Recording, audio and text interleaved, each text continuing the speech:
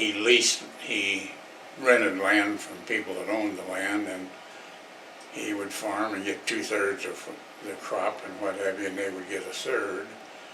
And then in about 1931, he had made enough money that he made a down payment on a farm northeast of Ness City. That was back when all the farming was done with horses, and tractors and stuff were just coming into being had. But that's when the Depression really started,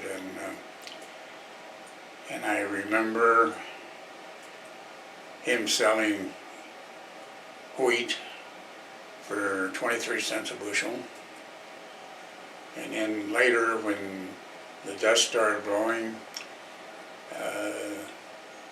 they weren't raising enough feed and stuff to keep cattle, and there became an over-surplus of cattle in the country, and the government started buying cattle, and they were paying $18 a head. And if you didn't have any feed, why, that's what you took for your cow herd and what have you. And, Do you know what you would have gotten for a cow otherwise? well, yeah, you go buy one now. Yearling steers are bringing probably $300 and $400 now. Mm-hmm. But back then, how much would you have gotten before the? oh, probably $80 to $90. So you're getting maybe a quarter or less. Yeah.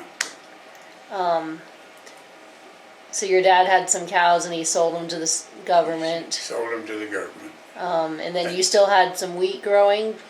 Well, they had some, when he lost a farm he lost a farm in 1933. So he just got it in 1931. Right. And he was still paying the bank for it? well, he was paying the people he had bought it from. Okay. And he couldn't make the payments, so he lost the farm. We rented a place north of town and lived there for a year, which is a very bad place, and it was the only thing he could find to rent. And then in 1934... What was bad about it? Well, number one, it had a deep well, and the well went dry, and we had to drive what cattle we had at that time across the, a quarter of a mile to a lake that was our neighbor's, and we had to drive them over there to drink because they didn't have water for them.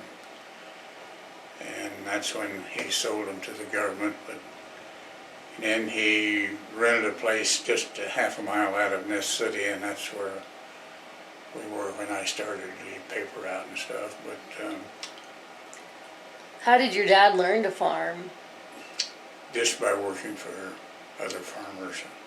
When he first came to Ness County, he was a young man, and he lived in a dugout on Walnut Creek River for the first year or two that he was there. So you said he moved from Illinois or Indiana or somewhere? He came from Kentucky. Oh, he came from Kentucky, and his why did his do you know why his family came out here, or was it just him? I have no idea. My Clark grandparents are buried in Great Bend, and my mother's parents are buried in this city where my mother and father and sisters are.